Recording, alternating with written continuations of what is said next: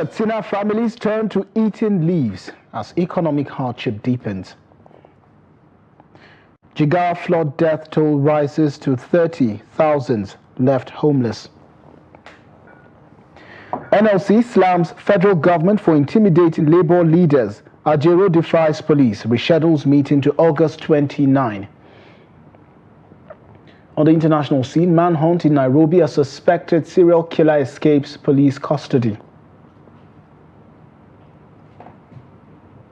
Very good evening and welcome to the news update on Trust Television. My name is Sakir Ibrahim. Thanks for joining.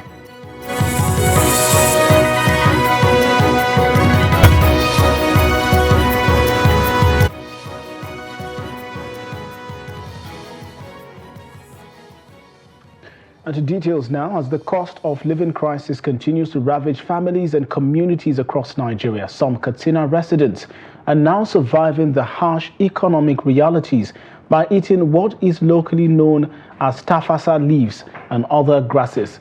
It is now a common feature to see some vulnerable families among Katsina residents moving from one bush to another, picking up leaves and other plants for food.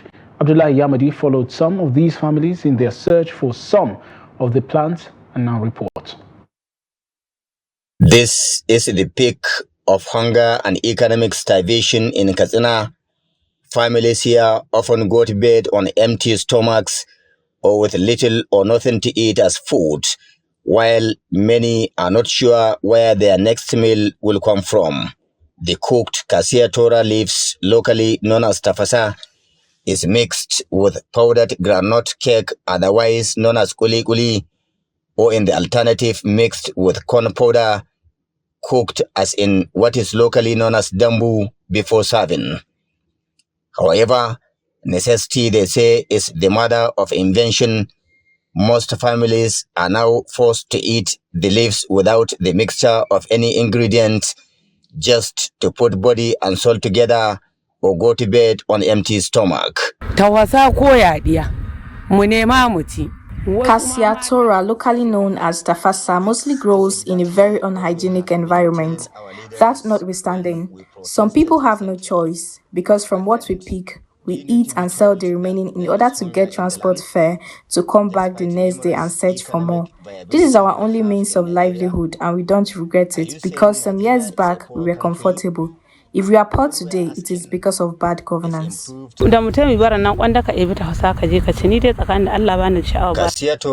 Locally known as Tafasa. This is exactly what we have been telling our leaders.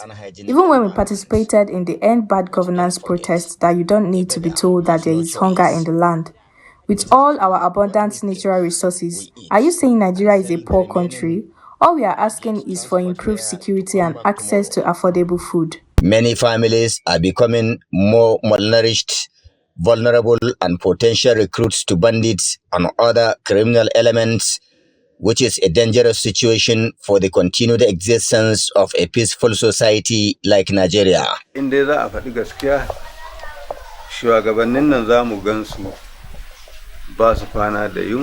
If you people don't know, let me tell you that people are dying from hunger in their numbers and on daily basis.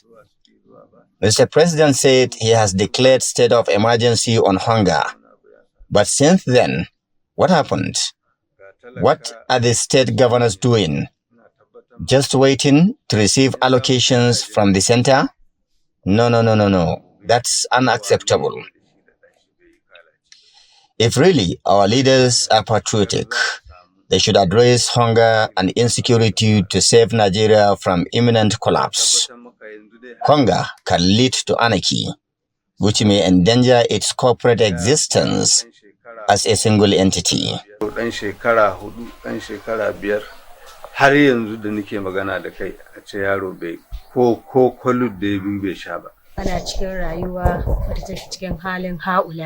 If you people don't know, let me tell you, people are dying of hunger in their numbers and on daily basis. Mr. President said he has declared state of emergency on hunger, but since then, what happened? What are the state governors doing? Just waiting to receive allocations from the center? No, that is not acceptable. These children open the firing, scorching sun on their vulnerability to criminal elements to spend hours here on daily basis picking cassiatora plants and go back in the evening keeping aside school, which to them is no longer a priority.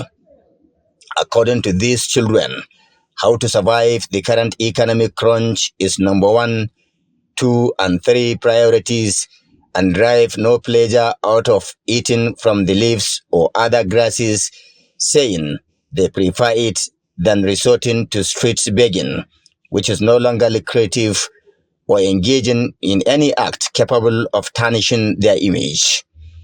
According to National Bureau of Statistics Multidimensional Poverty Index 2022, Katsina State had a poverty rate of 72.70%.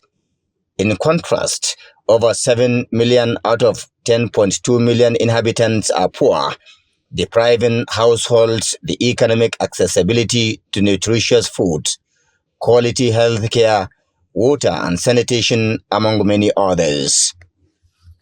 Abdullahi Ismayamadi, Trust Television News, Katsina. Well, there you have it. Residents of Katsina going out to look for Tafasa leave, all in the need to survive. And also at least 30 people have been killed, with 9,366 people displaced, while 7,379 hectares of land have been ravaged by floods across Jigawa State.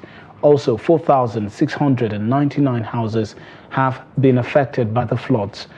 Recall that NIMET predicted that Jigawa is among the states that would experience severe floods in 18 local government areas in the state. The Executive Secretary of the Jigawa State Emergency Management Agency, Haruna Meriga, says the state government is assisting those affected with food and medication, which are being distributed to the IDPs. Meriga said 2 children died, while others were infected with diarrhea at the Yanduna Primary School's IDP in Miga local government and Ayo local government. He said the local government emergency committees are working to assist the victims. His Excellency has already directed that those people that were afflicted with this flood disaster, they should be considered first in the sharing of the palliative we are distributing. That is why we are going local government to local government. We'll see, just to see how IDPs are being cared for. That is why we are following local government by local government to see the IDPs, how have they been catered for. The complaints we received from this one is that the people that are not even be inflicted with the havoc, they are coming to benefit from their share. And it is not even enough for them to share, while people that have not been afflicted with the disease or with the disaster, they are coming to take from it. What we advise the DAC now, that is the caretaker of the local government, is to bring raw foods to them here so that they will cook it here.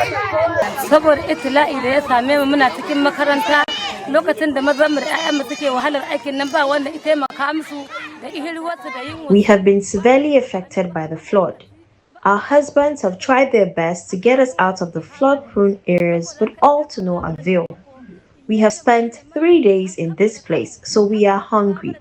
We know that the government said they will send food to us, so we are appealing that government officials should kindly avoid intermediaries and hand over the food to us.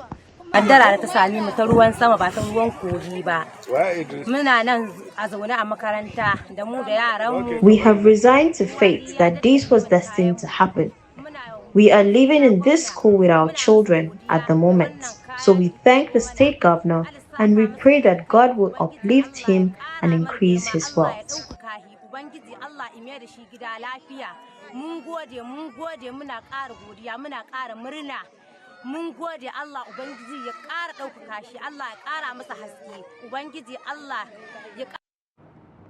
And troops of the multinational joint task force deployed to Sector 3 Monguno in conjunction with intelligence operatives and the civilian joint task force have intercepted Boko Haram and ISWAP's logistics supply syndicate at Kroskawa Market in Monguno, Borno State. A statement by the Chief Military Information Officer, MNJTF, in Gemena, Chad, Lieutenant Colonel Olaniyo Shoba, on Tuesday said the syndicate identified as Modu Gana, Mamman Saleh, and Baba Gana Mukhtar were apprehended while in transit to deliver supplies to the terrorists in their enclaves. The syndicate, who confessed to being a key logistics provider for the terrorist group, were found in possession of a cache of items intended for the terrorists. Members of the syndicate are currently undergoing intense interrogation to extract further intelligence that could lead to more arrests and dismantling of the terrorist logistics supply network in the Lake Chad region. Elsewhere, the Nigeria Labour Congress has directed its members and all workers in the country to shut down the economy if the police arrests its president, Joe Ajaero. The union said this in reaction to the invitation to Ajaero by the police over alleged financing of terrorism. Reacting to the development, the NLC summoned an emergency National Executive Council meeting at the Labour House where it resolved to write to the police for an extension of time to enable the union to consult its lawyers. Speaking at the emergency meeting, NLC Deputy President Kabiru Ado Sani said Ajaero's invitation was an invitation to workers. We agreed that we abide by the rule of law and due process.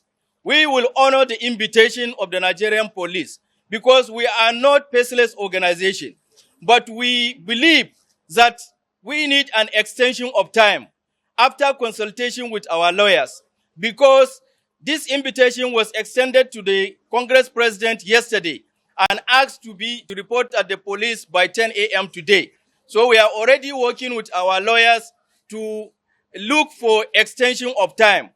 But this does not legitimize the charges by the Nigerian police to the Congress leadership.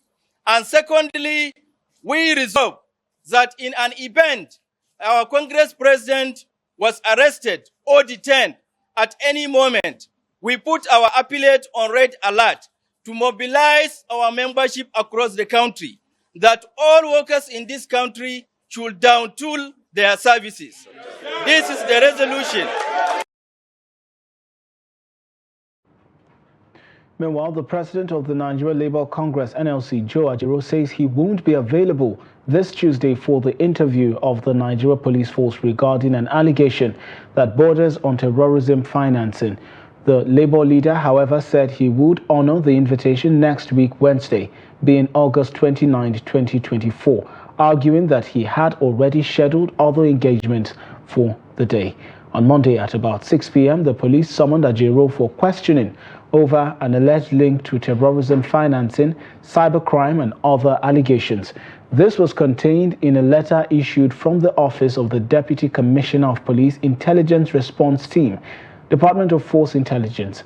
The letter, which was signed by Adamu S. Mwazu, an Assistant Commissioner of Police, threatened that failure to honor the invitation would lead to arrest. But Ajaero, speaking through a letter written to the police by his lawyer, Falana Chambers, expressed readiness to answer all questions to police officers want to pose to him during the interview on the allegations. The letter, which was signed by Samuel Ogala for principal partner of the chamber, said Ajaero was requesting the details of the allegations leveled against him.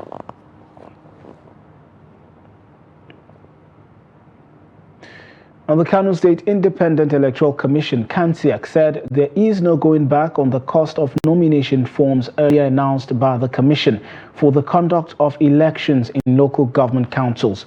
Reports say there have been rumbling among political parties since the announcement of 10 million naira for candidates contesting chairmanship positions and 5 million for candidates contesting as councillors.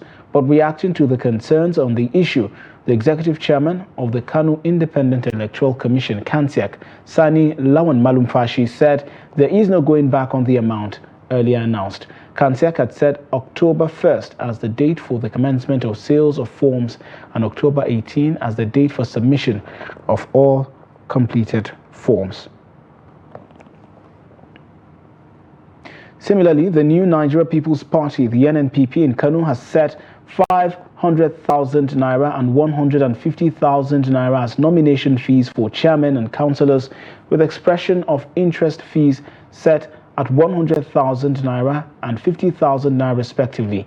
The party's chairman in Kano, Hashim Suleiman Dangurawa, made this known while briefing newsmen on Tuesday. He expressed the commitment of the party to ensure level ground for all interested aspirants in the forthcoming local government elections. He called on interested aspirants occupying either elective or appointive positions to resign as enshrined by the Kano State Independent Electoral Commission (KANTEC) elections guidelines ahead of the polls.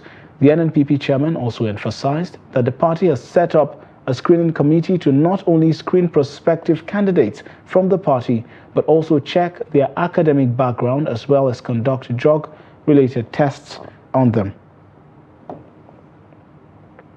The need for media organizations to refocus their attention towards reporting women's health has come to the fore across Kano State, which has been re-emphasized at a media parley to strengthen accountability and progress in Kano State. Experts say there is an urgent need for a change in approach to reporting women's health issues. Trust TV correspondent Idris Jibrin was there and our report.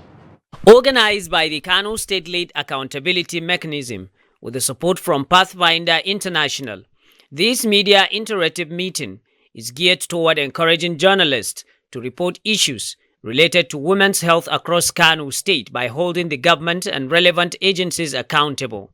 Really holding people accountable in Nigeria is difficult. Like, since I came to office, nobody holds me accountable. Even I'm happy that somebody from the house is around. They just say I should send mid-year performance, and that's all.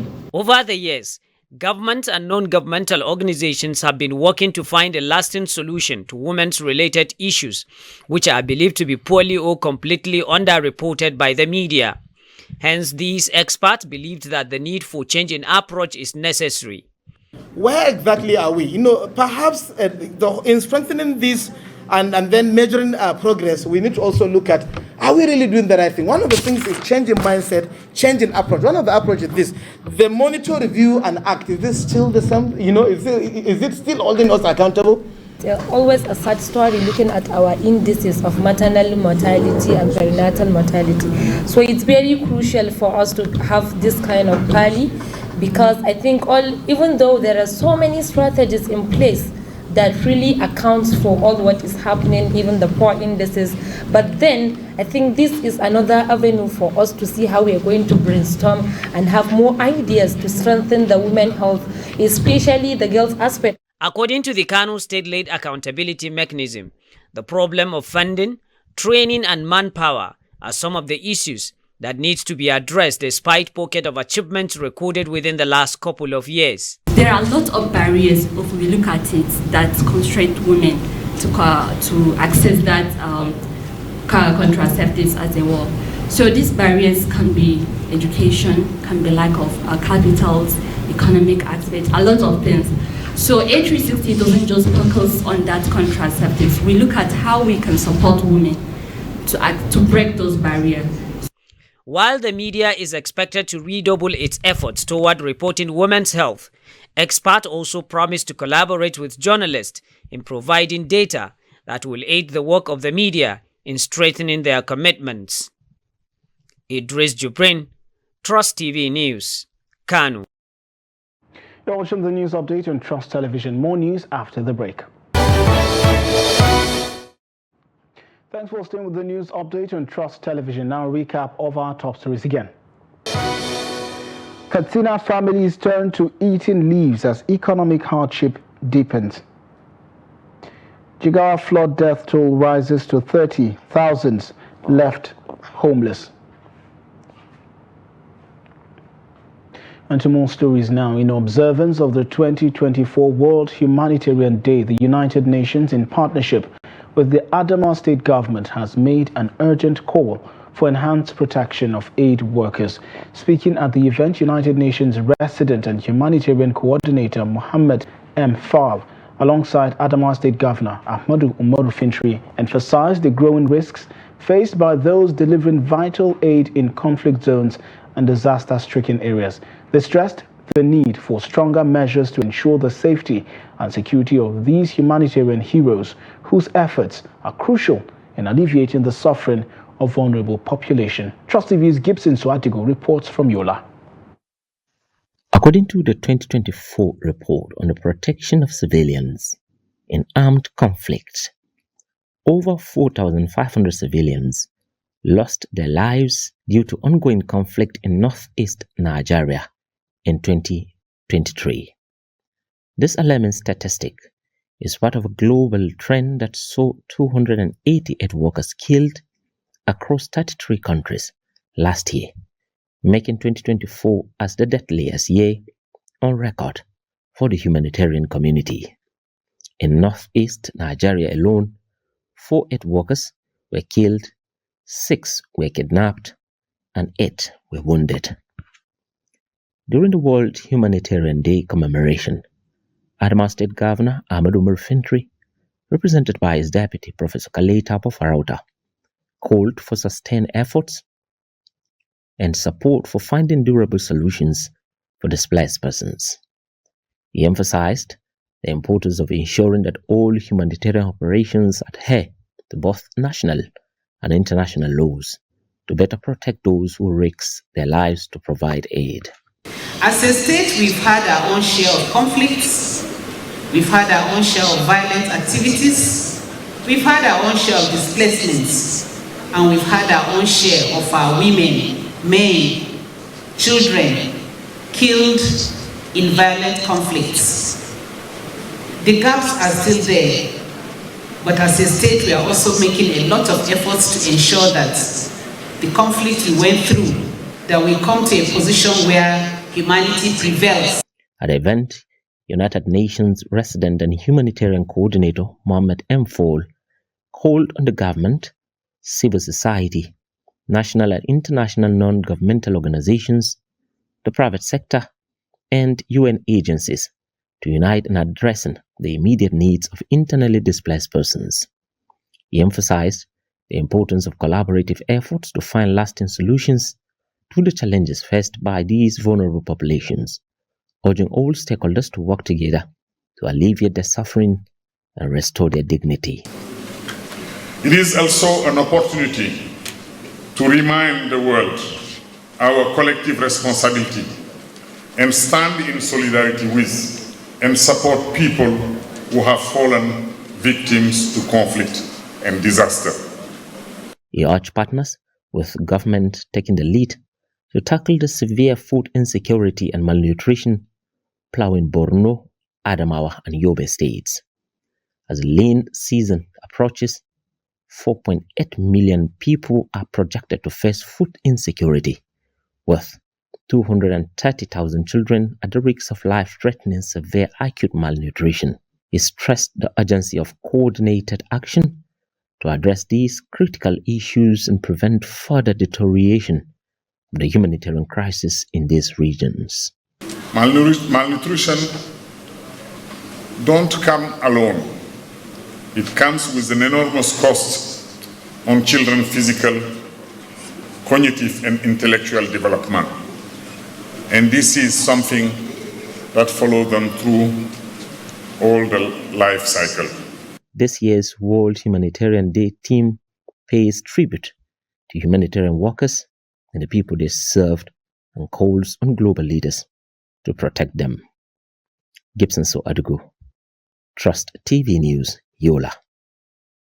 And to news away from the shores of Nigeria, Kenyan police on Tuesday launched a major manhunt after a man they claim has confessed to murdering and dismembering 42 women escaped from a Nairobi police cell along with a dozen other detainees. Collins Jumaisi, 33, described by police as a vampire and psychopath, was arrested last month after the horrific discovery of mutilated bodies in a garbage dump in a slum in the Kenyan capital. Kenyan police spokeswoman Resila Onyango said investigations have been launched and a major security operation is underway to get the 13 suspects.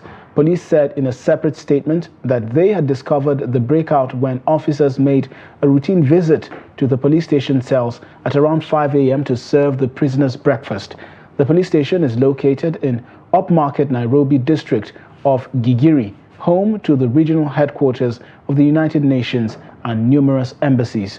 It is the second time in barely 6 months that a suspect in a high-profile case has escaped from custody.